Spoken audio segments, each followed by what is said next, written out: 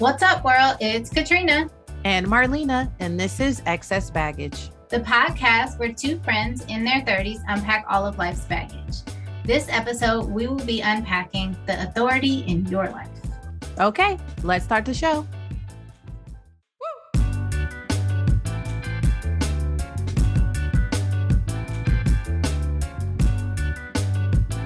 Hey, girl. Hey. These dry haze. Hey. Hey. Now there's just like a person is like bringing them closer to the water. They're on their way out. I don't know why I do that. I don't know, because I really wish. Eventually, y'all, I'm gonna get it together. Like, for real, I'm gonna come up with something else to say than say, hey, or I don't even know what I say. What up, though? Hey, how you doing? How you doing? I miss Wendy Williams. I don't care what nobody say. Anyway, it's sidebar, but I do miss her. And she's coming to the podcast game, which I'm excited about because Miss Wendy obviously started in radio, so she's perfect for radio. So I'm sure she's going to be talking mad shit on there, and I'm excited. I didn't know she was starting a podcast. Okay. Yeah, because she didn't go back to TV. Right. I just wish her TV didn't end the way that it did. You know, with her not even being on the last episode and like weird stuff like that. I just like, damn, like that's her. Yeah. It was still called the Wendy Show, like the Wendy Williams Show. Like it's kind of whack. Yeah. But you know. Okay, Sarah. What can you do? Nothing. What is your baggage though today? You and me size. Baggage. Actually, I don't know. I think my baggage is just consistency, you know? I just want to stay consistent. So I'm just work in progress like everyone else. And I'm trying to get up earlier and earlier so I can be more productive before my work, my, real work, and in the in-between times do other things as well. And I don't know where the spark came from, but I'm glad that it's at least starting, like the stove when it's about to ignite, like a gas stove, and it goes that like I'm there, like I'm at the ignite, like, and going into full, like I feel like a sense of change is coming. So I'm not gonna, and that's something I've been telling myself over and over again. Like, yes, the change is coming, but I don't want to run into it full stop, because every time I do that and I make these plans, I'm going to do this, and I'm so adamant about it, then somehow it stops.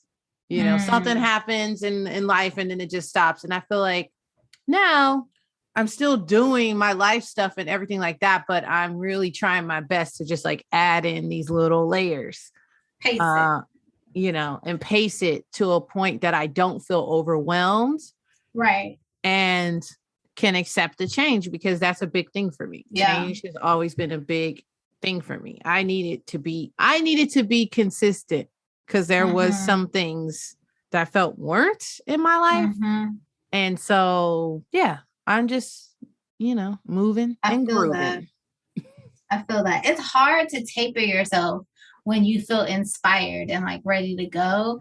But it is also really important, because the more that you pace it, the easier it is to sustain it. Whereas if you just jump head first, then like you might be in too deep real quick and then it doesn't last. So, exactly. But it's hard when you feel inspired and you feel ready, especially after a while of not having any inspiration or not moving in that direction or whatever. So I feel all of that. Yeah, that's exactly how it feels. It definitely feels like that. It's like, I'm ready. I'm ready. I'm everywhere. I'm all people say that about me all the time. Like, you're everywhere. You're always doing something. I'm like, yeah, I know. So I know that I'm capable of doing these other things too. I just have to somehow weave it in a way that it doesn't feel overwhelming. Yeah, overwhelming, and feel like work, to be honest, because I've worked a lot of hours in my life, not clearly not as much as a person that, is in the retirement stages of their life, whatever that may be. But I damn sure don't want my retirement stages to be, so late in the game where I don't feel like I can enjoy it. So, yeah. Most of my 20s and now part of my 30s, I think now I'm settling into the point where I'm like, yeah, I'm not working 12 hours. Mm, I'm not working 10 hours. that I part. want to work on stuff that is important to me. And while, my job is important to me as well, because obviously like it gives me access, it gives me opportunity that I would not have if I didn't have the money to do the things that I can do. So I appreciate it for that, but I also know that I let go of a lot of creativity in order to be good at my job. Right. So yeah, that's where I'm at. Searching for consistency. Yeah. What about you? What is your baggage for today? My baggage for today is the level of tired that I am experiencing in the last few days. Because it makes no sense how tired I am. I guess today makes day 7, 8, one of those of my period. My period is usually not this long. I am not usually bleeding for this many days. And so I'm attributing it to that, but I don't know for a fact. But the fact that I am still bleeding 7 days in makes no sense. And I'm tired. Like I took some iron today because I was like, maybe my iron is low because I've been bleeding for way more days than I should be. And so I took some iron today, hoping that will help. But I slept last night. I woke up this morning. I had therapy. I ate breakfast. I laid back down, went right back to sleep for a couple hours before I got up and worked. And when it was time to get up and work, I was like, I could still sleep. Like I had to like move my body, like really stretch, eat something, walk around, take some vitamins. Like I was doing everything to try to wake myself up, and still it took a while. Like I think I was 2 hours into work before I felt awake. So, and it was like I had clients just this afternoon. I didn't have any morning clients today. So it was like well into the afternoon by the time I started working and seeing clients. So, and I was like that yesterday too. Just like I didn't think I was gonna make it through the day. So, man, I'm about to send you a blood pressure cup. You need to be checking your blood pressure. What's going on? Oh no. I don't know. I'm hoping that it is just this period, and because it's been happening for a little bit longer than my body is used to, my body is like, what the hell? Like, this don't make no sense. But I think on a previous episode, did you say that you're like they don't come at the same time? Like your monthlies are not consistent? They haven't been in my life. They've been more consistent lately with acupuncture. Nice. So yeah, it's been a long time since I've had like regular periods, and they've been pretty regular for the last like 4 months or so. So that's good. But I still be having real weird symptoms. And this month it's exhaustion, just pure exhaustion. I could have really like hibernated the whole week if I didn't have anything else to do. I don't know. I don't bring it up all the time, but every time I feel like I'm having a little PMS, I will let my boss know, like, today's not so good. Like honestly, like today's not so good. I want to just be honest, because there's been so many times when men are like, oh, you must be on your period, and so I hate that line. Yeah. I mean, I think most women do. And even if that is the case, I don't want to discuss it. So I might as well just kind of like put the narrative like slightly out there, just so you know that, I don't know, maybe I won't be quick to respond. Maybe some of my responses might be a little snippy, and not snippy in a bad way, but just kind of short to the point. To the point, and not how it would have been, because I'm always going to still remain professional. But when it gets to the things that just don't make sense, or, I'm not going to have the bandwidth to play the game how I normally would. And I'm gonna be honest, and it's okay. Like, y'all ain't walking around with y'all dicks bleeding, so guess what? Get over it. So if I let you know a little something, and it's discreet or whatever, we should be good. But, and we are. So, but you know what I mean? Like some people, I can only imagine. Yeah. I don't really get PMSy like that. It usually just makes me tired, or I'd be in a lot of pain sometimes too. But I just don't want to deal with nobody. Like I could just curl up in a ball for 5 days. I know, and just be like, it's okay. Just leave me alone. I'm just gonna don't chill. Look at me. Don't talk to me. Drop food at the door. Like that's it. Because I just really could just sleep. Yeah, I don't want to say I get a lot of PMS, but I do get all kinds of symptoms.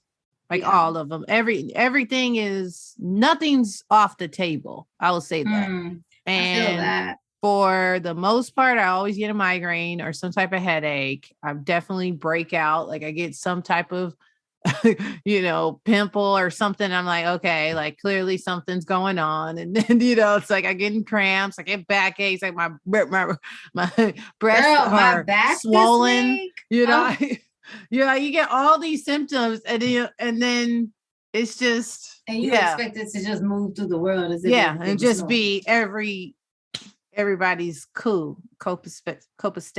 And I'm not. Nah, everything's not cool. We're not okay over here. I'm tired. The girl is tired, okay? Well, I'm sorry you're going through that. That sucks. It really does. I hope it changes. I'm really just like crossing my fingers. This is the last day, although it's the part that's weird, it's not heavy, but it's like consistent. So it hasn't changed flow in the 7 days. It's not heavier or lighter. It's been the same flow for 7 days, and it's not heavy. It's pretty light, but it's just been consistently for 7 days. And it doesn't show the signs that it's going away.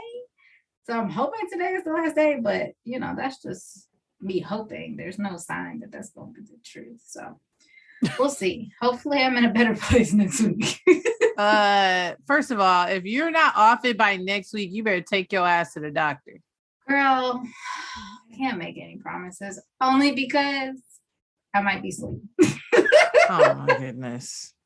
I'd be like, you know what? I'm tapping out for the week. I'm going to sleep. I just don't have the energy for anything, but speaking of authorities in your life, my period is my authority in my life. Is your period the authority in your life, or is it rest, sleep? Is your body telling you something? My body is saying, why the hell are you functioning right now? Go to bed. But yeah, I think actually it's funny because when you asked me that question off air, I was like, I don't know who or what the authority in my life is. I really have to process that. But when I really think about it, because I've had like a hormonal imbalance since I hit puberty, I really think that my menstrual cycle has been a big authority in my life for a long time. Like it is how I move through the world. I'm always wondering about preparing for talking about, I don't like the term of this, but quote unquote, making excuses around like what's happening with my hormones. Right. I take time off because of it. Right. I plan certain things around it. My medical treatment has been basically all about that. I don't really go to the doctor for anything else other than hormonal stuff, like consistently, other than checkups. Yeah, it has been at least one of the big authorities in my life. I would say there's probably multiple, but so I don't know. We're talking about the authority in our lives. I guess for me, I would say it would be at the beginning, or not even at the beginning. No, I would say at the beginning, and for a long time, it was the need to feel special. The beginning of your life? Not the beginning, but I'm saying of when I realized there was some type of what is making is making me move. Gotcha. How do I make decisions and different things like that? And for a long time, it was either my parents telling me what I needed to do or how to show up and how to be, and and what the deal was and everything like that. And then it became me always searching for maybe a codependency situation of it's a codependent mindset of, that need of feeling special. And so I think that has shaped a lot of the choices I've made. It shaped a lot of situations I found myself in. And I think it wasn't until maybe the last couple of years that I've been slowly pulling, I would say stepping into my womanhood and demanding, or making demands of what I want out of my life. Sure. And feeling comfortable enough to say those things and not feel like I'm being judged. Right. And yeah, I mean, it's still a daily struggle, of course, but because you're used to certain things and, you're trying to evolve and become better. Sometimes you just slip back into what old patterns. Yeah. And they're comfortable because that's what you know. And so I think the authority in my life definitely has stemmed from my relationships, which I for sure know that I work better in relationships. And I mean that not even just romantically, like my just being around people. Right. I think and so maybe that has also tied into like that already need of just being around people, plus the need of wanting to feel special and placing myself in certain situations. It's like that parallel has definitely, I for sure think, I don't say it's paralyzed me, but it's definitely been a big authority.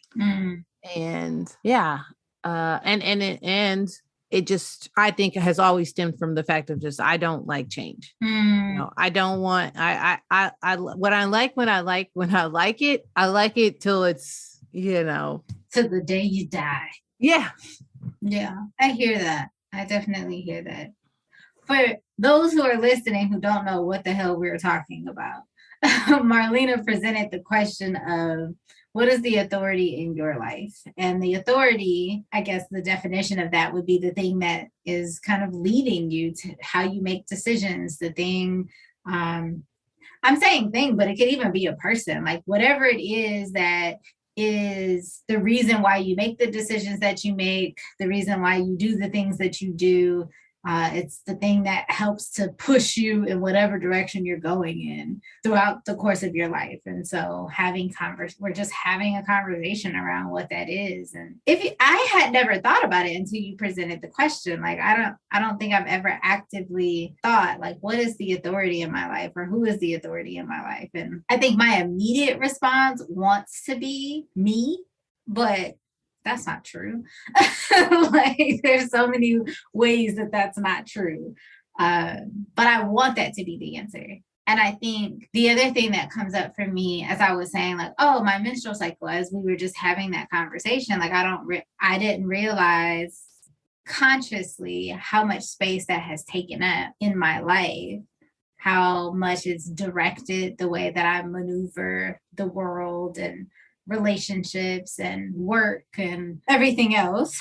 And then I think about other things that like we might not have control over, or that we might not have a say in, like capitalism, and how that is such an authority in all of our lives here in the States. Like, you ain't making money, you aren't a part of this cycle of like working and making money, then you don't get your bills paid and you ain't got nowhere to live, or you can't eat. Like how that is so much of an authority as well. It has run the way that this country and certain states or cities or whatever you want to call them in this country has operated around COVID. Oh, very true. So true. So it is a huge authority in many of our lives. Like we all have our personal authorities, but then there's also these like larger authorities that are beyond us to some degree. As much as I would love to live outside of capitalism, I just can't. That's true. And I mean, I think of things, even when you just said that, I just thought of, wow, these companies really do have large authorities in our lives, because when we were like, oh, we're running out of this, and then everything was like supply chain issues, supply chain issues. They kept saying that. And I kept thinking, well, damn, how are they keeping up? How are they keeping up? And there's so many people that, like, we know, I mean, it's a cycle. We all, we live however many years, and then we pass, and then there's more people being born, just like, you have to just keep this going. And how is that sustainable? Right. Without chemicals, without cutting corners, right, without, doing shady business behind, closed doors that the public don't know about. Right. Yeah, that's, I don't even want to go into that, because that just scared the hell out of me. I don't even want to think about that. It's deep. It's really deep. It's interesting. You were talking about your parents and how they were a big part of the authority in your life. And I think for many of us, not all of us, obviously, depending on the relationship you have with your caregivers. But for many of us, our parents are, or our caregivers are the authority in our lives for the beginning stages of our lives. With good reason. Yeah, because they run everything, right? And they should, because we don't have the ability to run much of anything when we can't move and function by ourselves. But what's interesting is how that might carry on into adulthood well after you no longer need to have your caregivers as the authority. Well, after you are able to function and maneuver by yourself, but how you might still be seeking their approval or moving through the world according to what they want for you rather than what you want or need for yourself. Exactly. And that, I don't know what age it was that I made that conscious decision to step into, okay, I understand why you feel the way you feel and why you want me to do what you want me to do. Right. But at what point am I making these decisions for me and my future? Right. And I am never going to say that it's a malicious. Well, I can't speak for everybody. I know for me, it was never a malicious intent. Like, I know that my parents want what's best for me. I absolutely 1,000% get that. Yeah. But at the same time, I think, I really don't remember. I wish that I did. I wish I could remember like exactly when, but I'm sure it happened somewhere in my mid 20s. Actually, it might have even happened earlier than that, at least steps. Right. Maybe not in the full throttle, because you're not too sure of yourself, because you are still growing. And we're in our 30s now, but like how we think in our 40s and our 50s, it's going to keep changing. But absolutely, I would say that, even my first move as an adult was, I didn't want my parents to buy me a car. Would it have been nice? Sure. If they did? Yes. But I felt like in order to take some type of control, I was like, I just kept thinking, okay, if I buy the car and it's in my name and I'm paying for it, the chances of them taking this away from me is going to be slimmer, because I'm the owner. They no longer have the access to control. Exactly. And so that was at 18, 19. Yeah. Doing that. So I think I was always, making the way to saying, I'm going to do what I want to do. It took me some time, and I think that would be average for most people. I would hope. Yeah. It makes, just hearing you say that makes me think of, like, quite frankly, like teenage years, like adolescence, like how much adolescents are like considered the rebellious ages. They rebel, they go against what their parents are saying, they think they can do their own thing or whatever. And I think in those years, your peers are more of the authority in a lot of ways than your parents are, your caregivers are. But that is that same thing of like, what does it look like to start to shift who the authority or what the authority in your life is? Because what feels more important to you in that moment might be your peer groups and your friends than the approval of your parents. Right. For sure. So that makes sense. And then you slowly, hopefully, move to a place where like you've shifted out of that. You shifted out of it, and it comes to like, I want to make way. Right. I want to make my parents proud, but I want it to be of my own merit and my own right. mind. I want it to be because this is what I wanted for myself, not just because that's what they wanted for me. Yes. And in actuality, that is what they wanted, even if it's not how they thought it should have went. Right. Because if I do find the thing, if I reach the goal, if I am proud of where I am very proud of where I am and where I have come from.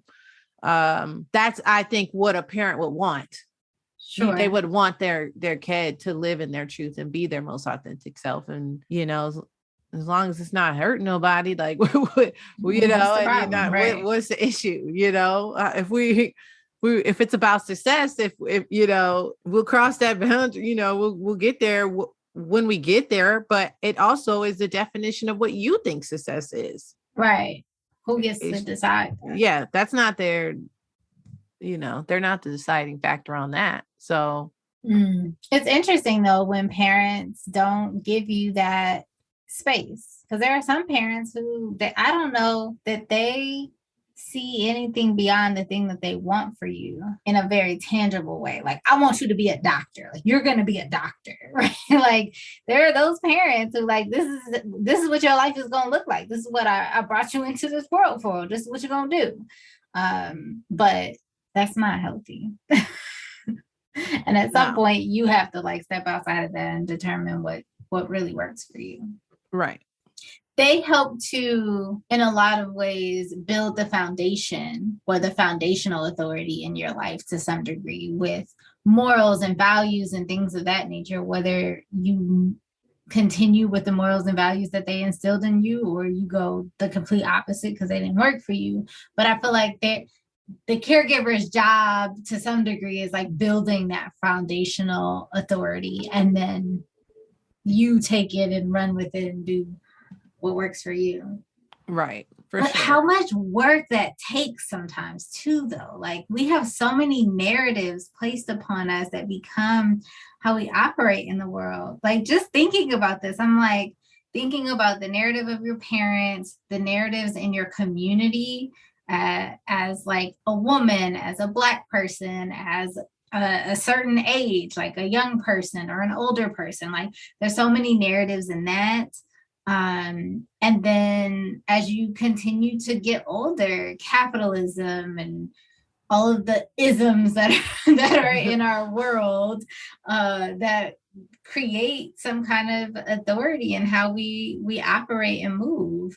And even how the things that are happening in your community or in your family can become an authority in your life, or what's happening in your body if you have disabilities. Like, there's so many things. Or even just fear.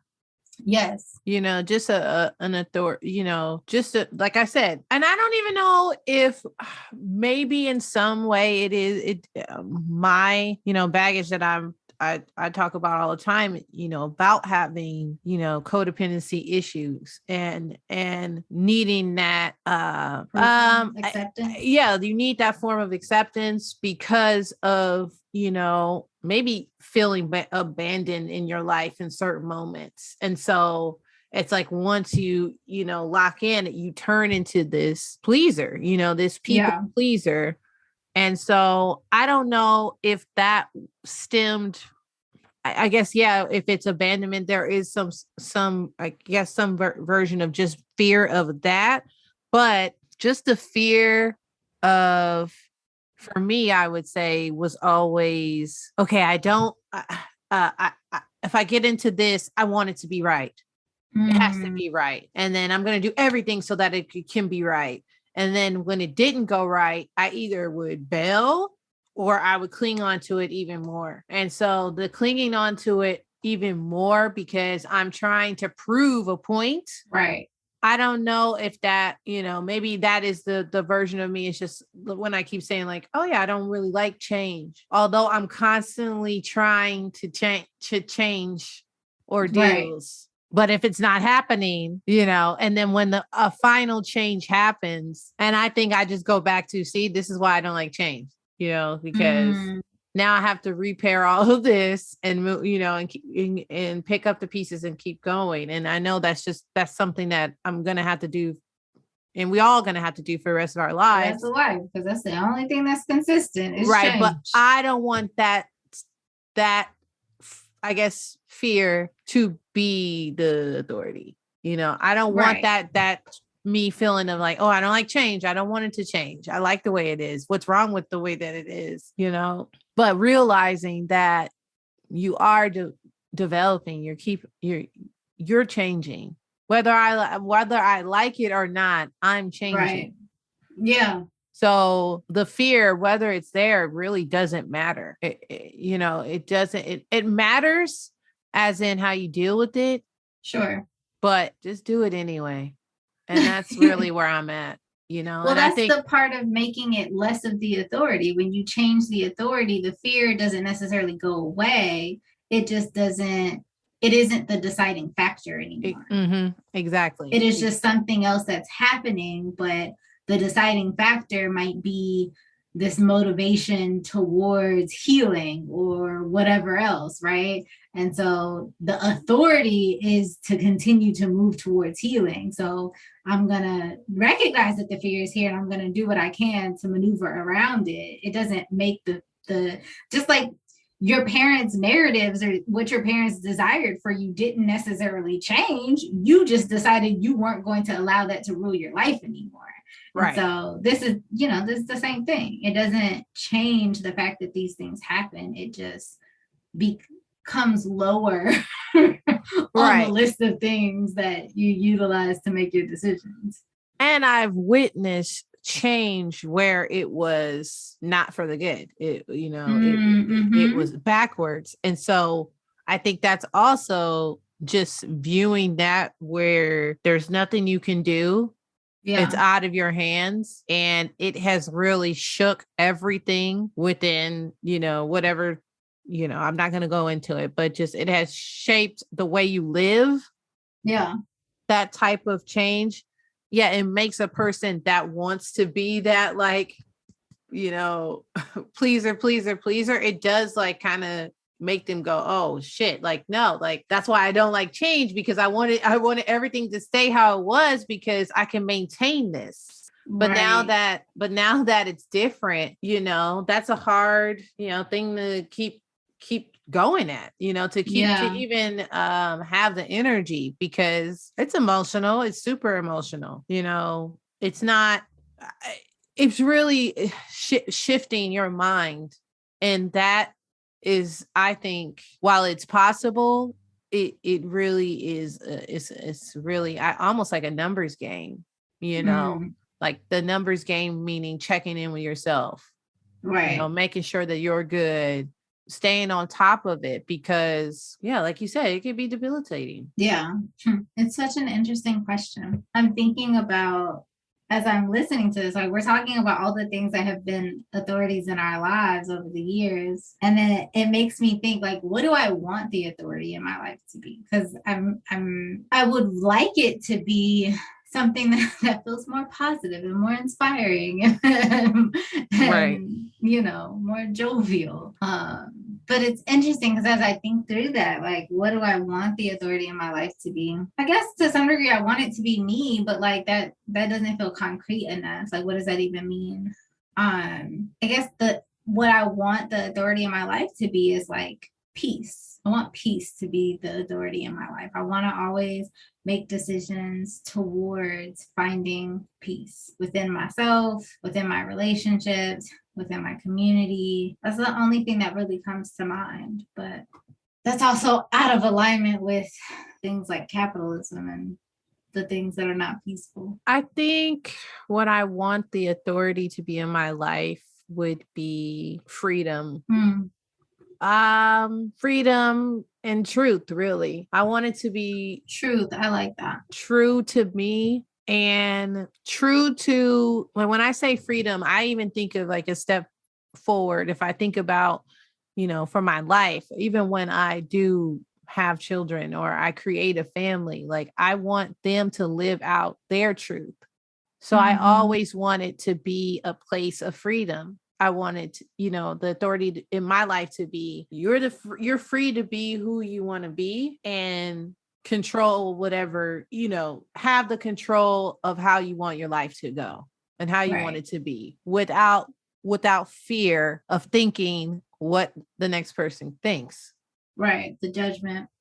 I like that. I like truth a lot. Yeah, definitely truth. Just true to me and the evolution of Mimi, or no, it was the emancipation of Mimi. It's like the evolution of Marlena. That's what I want it to be. True. Now I want to go around asking folks, who's the authority in your life? Look at me all kinds of sideways. First of all, why did you point like that in your life? In your life. Sound like a damn Miss Cleo commercial back in the day. Right. A mess. But for real, anyone who's listening, like, let us know who or what is the authority in your life, or who or what would you like it to be? Yeah, I am curious to know what people think. Yeah, I really want to know other people's answers to these questions because I really never thought about this before. It's such a powerful question that I think would be really great in therapy too. Yeah. I might have to put that in my arsenal. That sounds very aggressive. Add that to my toolbox. No, arsenal, man. Arsenal all the way. Okay. All right. Definitely add that in there. Though. I like that. That's a good question. Who is the authority in your life? Thank you for that reflection today, Marlene. Yeah. Anytime. I'm here. I'm here all week. I'm here all week. But yeah, I just think that in order to get clear, I think that's something that I really want to just, iron out because it's all going to be a balance anyway, because you can't get anything that has happened to you has happened to you. So right. You gotta run with it. You gotta run with it. It happened, but you gotta run with it. What's the next act? What's next? Yeah. It makes me think how we might have authorities in our lives that we don't necessarily care for or want to continue to have as authorities, but how it doesn't have to be black and white. How you can have multiple authorities in your life, and part of the work is just making something else more of the authority than this thing, this fear, or whatever else is kind of running your life in the moment. It's like, what does it look like to make something else more of the authority more of the time, rather than it always being fear, and creating more of a balance? And maybe eventually fear just stops being an authority, but at the very least, maybe you start to have more balance about what runs your life. Yeah. And that's why I'm in therapy. No, just kidding. That part. That's why I'm, taking the time. Like I said earlier, in my baggage, I'm taking the time to make sure that I was like, okay, I'm going to ease in a little bit here, a little bit here. Because I realized that I have, a very tough exterior, but there's a lot of stuff internally or that I, have either not processed or, chosen to act out in different ways. Sure. And so, I think the best thing is if you're not clear about, who is running you, that you do what you can. Think about it. Yeah. Get real with yourself. Yeah. Take one long, hard look at yourself and really get clear. Yep. And then be nice to yourself because you might not like what you see. You gotta give yourself grace, man, all the time. Yeah. Like I said, take it and run with it, because when you start doing the work, there's a lot of, baggage that comes with that. And so, Yeah, it's just an ongoing process. And I hope that, I hope I continue on the path and that, like none of us knows when our time is up. Hopefully I live a long, long life. But if I don't, I will be proud knowing that at least I was trying. Right. I was putting forth the effort to get to the place that I wanted to be. Yep. I second that. I definitely second that. I'm gonna be thinking about this question for many more days. You're welcome. Thanks. Making me think on my time off. Yep. All right, y'all. Take some time, sit down, look at yourselves, figure out who the authority is in your life. Yeah. Be nice to yourself in case it's something you don't like and work on trying to change it. Yeah, and I'm gonna put a little whenever this comes out, I'm definitely gonna put a little question and answer up so I can see if I get any responses. So hit us back, let us know. Yeah. We'd love to hear it. Yes.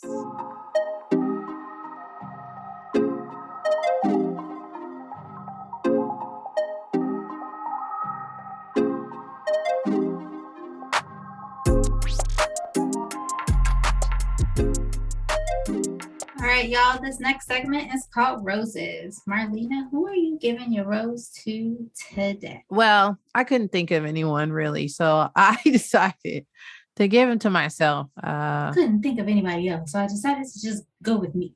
Just go with me, and just keep cheering myself on, man. I know that there's a lot of things I need to break through, and little by little, I'm seeing change, a slight changes for the better.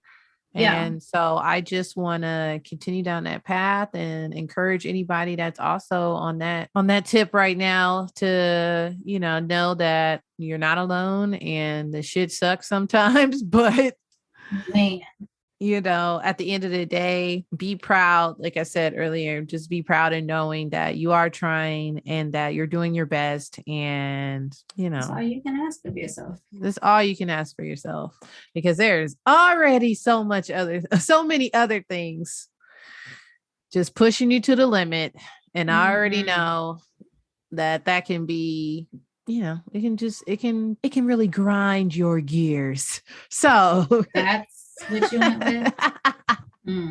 Okay. Anyway, Family Guy reference. It really grinds my gears. No. But anyway, shout out to me. Keep going, keep thriving, keep surviving. And you got this, queen. You got this. That's it. That was the pep talk of the century. Yeah. Save that one for later. Because you might need to listen to that one again one day. True. So, Katrina, shout out to you. Thank you. Who are you giving your rose to this week? I am going to give my rose to a couple colleagues. I always feel weird just naming people without them knowing that I'm going to be naming them, so they shall remain nameless. But I have a couple colleagues that I meet with on a bi-weekly basis to talk about stuff in our field, check in about stuff that we're doing with clients, ask questions, get information, resources, things of that nature. And I just feel like some days that's really what I need. And it's not even because we're talking about like really big, serious business life client stuff, but because there's just so much going on in the world. And as a therapist, we hold and carry so much stuff. We move through so many roles. We're hearing so many stories on a regular basis. We're just doing so much that it's really nice to just have a place where I can go. And we're operating as therapists in the space, but it feels like I get to be human because we are all in that space as therapists. And so there's this understanding across the board of like, I'm just here to be myself. And sometimes it's messy, and sometimes I don't want to act like a therapist. And sometimes I'm going to say some shit that sounds ridiculous for a therapist to be saying. And sometimes I don't want to do this anymore. And this is hard. And I'm tired of all the stuff that's going on in this world and how challenging it is for people. And some days we feel really proud of what we do. So I've just been reflecting on that. I met with them yesterday, and I just feel really good about having colleagues around, especially being in private practice, working for myself, no longer being in an office where I can share stories and complain with other people and vent and stuff like that. It's just nice to have a group where I can go and do that. So shout out to them and all the ways that they show up. And yeah, I feel like that's an important thing to have, regardless of the field that you're in. Like, every industry is different. Every job is different. It's nice to just have people that you can kind of vent to, who understand the woes of what you do. And so it's just nice to have that. And I haven't always had that in private practice since I've been on my own. So it's nice to know that they are there. That is nice. When you were talking about it, it just made me think of, I've been binge watching that show, The Practice, from back in the day. Such an old ass show. And, but just the fact that they're in this private practice, they're criminal defense attorneys, and they are, potentially getting murderers and, people off because they're the defense side. And, they go through these struggles of always having to give each other those type of pep talks of why do we do what we do? And I'm like, yeah, I wish I had a team or something like that to, keep me going like that. And I mean, within my own personal, like if I had my own company, that would be the way that, I would push forward. And that would help me create a vision of not just only focusing on the work, but also me just evolving and living and having someone going through the same thing that I'm going through. Right. I can't tell you how many times we come to that space and it's like, I don't want to be a business owner anymore. I'm over this shit. Or I don't want to be a therapist no more. This shit sucks. But in processing that with other people, you also come to the realization that you're not the only one having that experience. You're not the only one who is feeling that way. You get some validation that it's hard. You get all of that. And that helps you to be like, okay, I'll continue.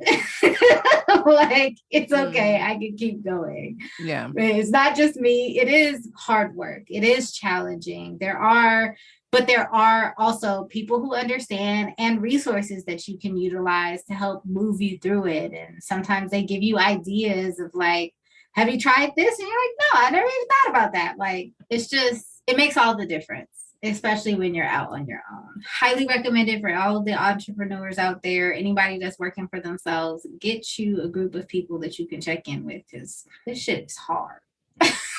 For real though. Word. I want to quit like every week, but we still here. And I appreciate them for helping me get to this place. Yeah, shout out to them, man. They the real MVP.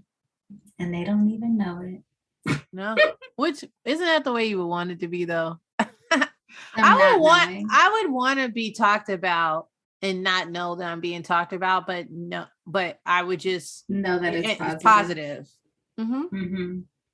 I mean, that's kind of how I live my life. I'm a whole therapist. Like, people probably talk about me all the time. I hope it's in positive ways, but my clients probably talk about me all the time and I have no idea. Yeah. I just cross my fingers and hope that they're saying good things. Every so often I get feedback, like they'll share, oh, I told my friend this and she said thank you, or I was talking to my husband about it and he really liked that idea, so we're going to try it out, or whatever. Like, every so often I get the feedback, but for the most part, I just kind of throw things out there and hope it lands and hope it works for you. Yeah.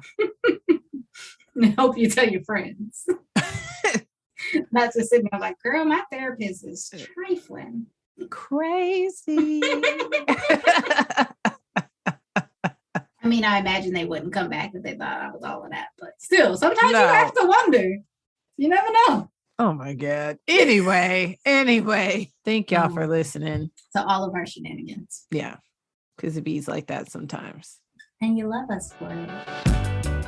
Well, that's another episode of Excess Baggage. Follow us on Instagram and Facebook at Excess Baggage Pod. That's Excess Baggage POD. Be sure to like, subscribe, and review on the podcast app and Spotify. And remember to pack light and keep it tight. For show.